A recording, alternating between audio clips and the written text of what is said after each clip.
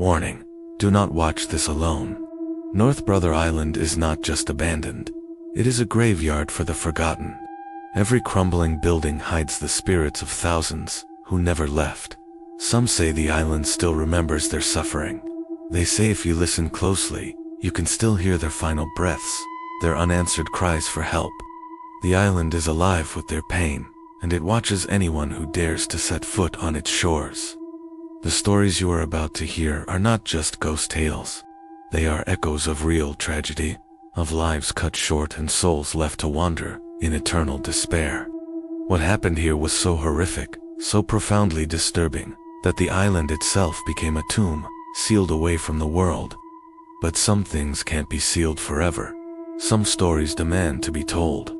Located in the heart of New York's East River, a stone's throw from the bustling Bronx, lies North Brother Island.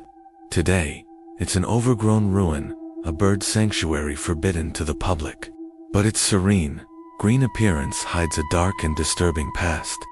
This 20-acre patch of land was once a place of exile, a quarantine station for the city's most feared diseases. In the late 1800s, anyone suspected of having smallpox was forcibly taken from their homes and shipped here, often with little more than the clothes on their back. They were brought to Riverside Hospital, a place that was supposed to offer healing, but instead became a final, lonely stop for countless souls. Imagine being ripped from your family, sick and terrified, and sent to a remote island with no hope of return. Over the decades, the island's purpose shifted, but its grim reputation only grew. It became a sanatorium for tuberculosis patients, a home for war veterans suffering from shell shock, and even a rehabilitation center for drug addicts. Each new chapter added another layer of suffering to the island's history. Thousands of people died here, many in complete isolation, their bodies unclaimed, their funerals unheld. They were the forgotten, the outcasts of society, erased from memory. When the last facility closed in the 1960s, the island was completely abandoned. The buildings were left to decay, swallowed by nature. But the stories persisted. Visitors, mostly urban explorers and trespassers, began to speak of strange occurrences, of a lingering presence that made the island feel anything but empty. They whispered of dark, oppressive corridors, of shattered windows that looked like vacant eyes, and of empty hospital wards where shadows seemed to move with a life of their own. Even now, those who manage to get to the island report phenomena that defy logical explanation. The most common experience is the sound. Ghostly screams that seem to rip through the silence of the empty hospital halls. Whispered names, so faint they are almost lost in the rustling leaves, as if someone is trying to get your attention from just beyond your line of sight. And then there are the doors. Heavy rusted doors that slam shut with startling force, even on windless days, trapping explorers in darkened rooms. Some have recorded audio where faint, disembodied voices can be heard pleading for help or calling out for loved ones. One explorer claimed to have heard the distinct sound of a child crying in the ruins of the children's ward, a sound so real and so full of sorrow that he fled the island and never went back. Others tell of shadowy figures of nurses still making their rounds, their silhouettes gliding silently through the corridors, forever tending to patients who died a century ago. These whispers aren't just tricks of the wind, they are the island's memory, playing on a loop. The apparitions on North Brother Island are as frequent as they are terrifying. It often starts subtly, a fleeting movement in your peripheral vision, a shape in a dark corner that vanishes when you turn to look. But the more time you spend inside the decaying hospital, the more brazen the activity becomes.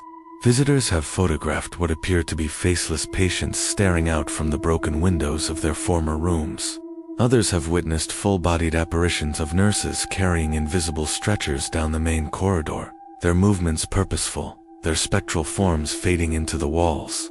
One group of paranormal investigators reported seeing a figure of a man in an old-fashioned suit appear at the end of a hallway for a few seconds before dissolving into thin air. The second they are noticed, they vanish. Lights from flashlights flicker and die for no reason, even with fresh batteries. Sudden, inexplicable cold spots appear in the middle of rooms, dropping the temperature so dramatically you can see your own breath. But the most unsettling feeling is the constant, oppressive sensation of being watched. It's a heavy, malevolent presence that follows you from room to room, making the hair on your arms stand up and filling you with a primal urge to run. It's as if the island itself is aware of you, and it doesn't want you there. To understand the haunting, you have to understand the human cost. The history of North Brother Island is a catalogue of horror. Imagine the smallpox victims, their bodies covered in painful sores, locked away in unheated rooms, dying slowly and alone, while their families were just across the river, unable to say goodbye. Think of the mentally ill patients, warehoused in the asylum wards, subjected to cruel treatments without any hope of recovery. Their screams would have echoed through these halls, unheard by the outside world. And it wasn't just the patients. Staff who worked on the island were not immune to its darkness. There are documented cases of nurses and orderlies who mysteriously disappeared, or were found dead under highly suspicious circumstances. Many of these official reports were sealed by the city, their details hidden from public view. Other incidents were never fully documented at all, becoming little more than whispered rumors among the staff. But the island remembers. The sheer weight of death, neglect, and despair has soaked into the very soil, into the brick and mortar of the buildings. It lingers in the air you breathe, in the cold that touches your skin, and in the shadows that dance at the edge of your vision. The island doesn't just play tricks on your ears and eyes. It plays tricks on your mind, distorting your sense of reality. One of the most disorienting experiences reported by explorers is the phenomenon of the shifting halls. People who have navigated the hospital corridors swear that the layout changes around them. Hallways that they just walked down seem to stretch on, becoming impossibly longer than before. Doors that were once boarded up suddenly stand open, leading into rooms that didn't seem to exist moments ago. Staircases that led to the second floor now end abruptly at a solid wall, only to reappear in a different location later. Those who dare to explore alone often describe the most terrifying experiences. They feel a presence following them, hearing footsteps that mimic their own, always just a few paces behind. Some get trapped in terrifying loops, finding themselves walking down the same hallway over and over again, hearing the same whispers on repeat, as if the island is forcing them to relive a moment of someone else's agony. It's a psychological trap, designed to confuse and terrify, to make you feel utterly lost and helpless. By the time the last facility was shuttered in the early 1960s, the island had earned its sinister reputation. People had already stopped returning, not just because the buildings were unsafe, but because they were afraid. Workers complained of the oppressive atmosphere, of the constant feeling of dread that permeated the place. Even the ferry captains, who transported people to and from the island, spoke of an unspoken rule: never be the last one to leave. North Brother Island became a place of fear, a forbidden zone on the map of New York City. It was given back to nature, but it was never truly empty. It became a permanent home for the restless dead, a vast, open-air tomb where thousands of forgotten souls are still trapped, waiting for someone to hear their story. This is only the beginning of what the island holds. Join us in part 2 as we uncover the story of Typhoid Mary and the shipwreck that claimed over 1,000 lives right off these cursed shores. Don't forget to subscribe and turn on notifications so you don't miss it. Thanks for watching. A place where the stories are as chilling as the winter winds that whip across the East River. For decades, this island was a place of isolation and suffering. It housed a quarantine hospital for diseases like smallpox and typhoid, and later, a rehabilitation center. But when the last residents left, something else stayed behind. Something ancient and malevolent. The island isn't just abandoned, it's occupied. Brave investigators who dare to visit at night tell terrifying tales. They speak of spectral apparitions materializing at the end of long, decaying hallways, their forms flickering in the moonlight. Many report hearing heavy footsteps echoing right behind them, but when they spin around, there's no one there.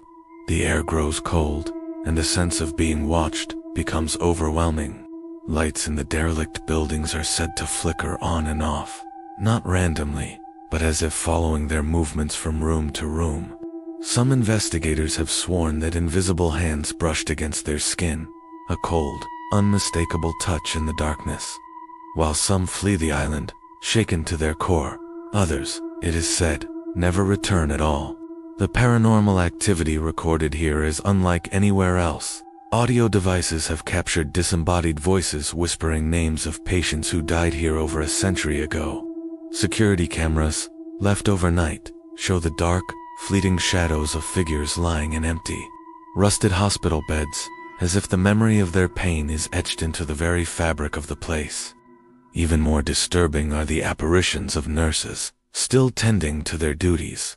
They're seen moving through the wards, their translucent forms leaning over beds that now hold nothing but dust and decay, forever replaying their final, desperate moments. Doors throughout the main hospital building are known to slam shut with incredible force, over and over again, for no logical reason. Visitors have claimed the island itself feels alive, that it seems to react to their presence, with corridors that appear to shift and change, trapping intruders in confusing endless loops until dawn. The island's most tragic history involves the children. Legends speak of the young souls who were quarantined here, never allowed to leave, their lives cut short by illness. Today, their innocent laughter is said to echo through the empty halls at the most unexpected times. Their small, dark shadows are frequently spotted darting past windows or peering down from crumbling stairwells. Explorers who have made it off the island claim the children's spirits sometimes follow them, lingering just at the edge of their peripheral vision long after they've returned to the mainland. It's as if their lonely spirits, trapped for so long, are drawn to the warmth of the living, even after all these decades. Their playful yet sorrowful energy is said to haunt the very rooms where they once suffered, a permanent stain on the island's soul. So why is North Brother Island so intensely feared and kept off limits? It's not just because of the structural decay or the protected wildlife that now roams its grounds. It's because too many people, from different walks of life, all report the same chilling phenomena. The dead are watching. The walls remember every scream and every last breath. The shadows here don't just dance with the light. They move with a terrifying purpose. Some locals who live along the riverbank will tell you the island isn't merely haunted. They believe it's a living grave, an entity that feeds on the fear and energy of those who dare to trespass. It's a place where the veil between our world and the next is impossibly thin. And then there are the final, whispered rumors. The stories that keep even the most seasoned paranormal investigators away. It is said that the dead of North Brother Island don't always stay there. Sometimes, they follow visitors home. Apparitions of the island's former residents have reportedly appeared in photographs that no one remembers taking. Nightly explorers have often reported seeing the same ghostly nurse in different buildings at the exact same time, as if she can be everywhere at once. And the most terrifying rumor of all, some who linger on the island for too long simply vanish without a trace. The few who do make it back are said to be forever changed, haunted by what they saw and what saw them. So if you ever find yourself on the shores of the East River, staring out at the dark silhouette of North Brother Island, heed this final warning. Do not step onto its crumbling docks, especially at night. Do not try to explore the hospital buildings, no matter how tempting it may be. And above all, do not follow the whispers you might hear on the wind. The dead do not forgive trespassers. They do not forget, and they remember every single living soul who visits their home. Some islands are not abandoned. They are hungry. Thanks for watching. If you enjoyed this journey into the dark, make sure to subscribe and hit that notification bell, because every story we tell will give you a brand new nightmare.